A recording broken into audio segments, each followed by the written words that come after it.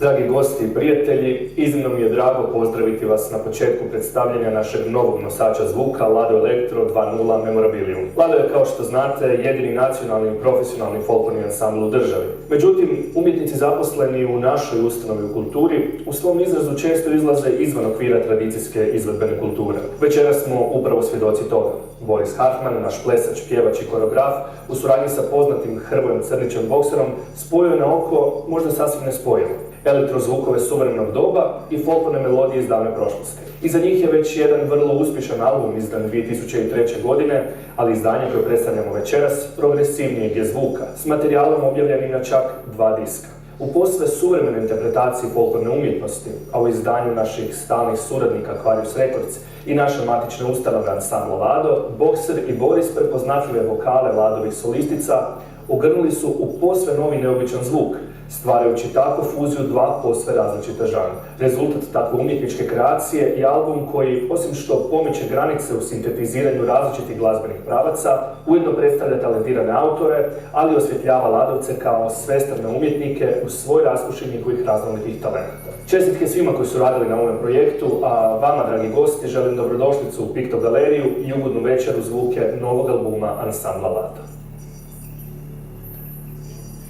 Poštovani posjetitelji, dragi gosti, također vas pozdravljam u ime članova ansambla Lado, kao i u svoje osobno ime.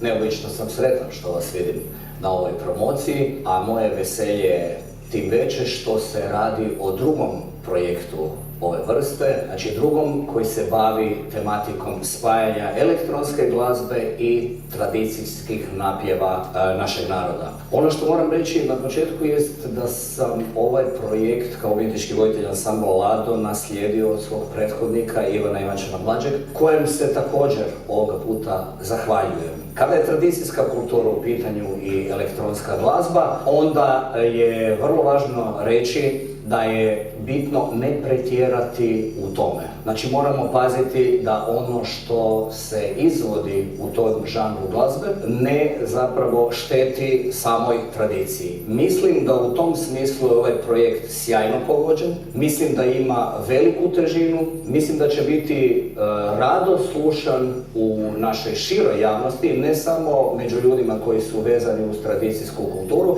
i to je ono čime sam posebno zadovoljan. Svi oni koji su preslušali ovaj dvostruki CD mogu zamijetiti jednu vrlo važnu stvar. Bez obzira što se radi o ansamblu Lado i bez obzira što se radi o autorskom dvojcu, svaki CD je njihovo autorsko djelo. CD broj 1 je autorsko djelo Hrvoja Crnića boksera, a CD broj 2 Borisa Hartmana Harija. I na prvo slušanje odmah ćete osjetiti, bez obzira na to, ponavljam, što se radi o ansamblu Lado i što se radi o elektronskoj glazbi, to su dva potpuno različita umjetnička senzibiliteta. To je ono što se osjeti. Ono što mogu reći jest da ovaj sjajan umjetnički dvojac od ansambla Lado i mene osobno će uvijek imati apsolutnu podršku i bude li želje, bude li volje i bude li inspiracije za neki drugi projekt sličnog tipa, imat će podršku svoje matične kuće i mene osobno. Zahvaljujem što ste došli i želim da se ugodno zabavite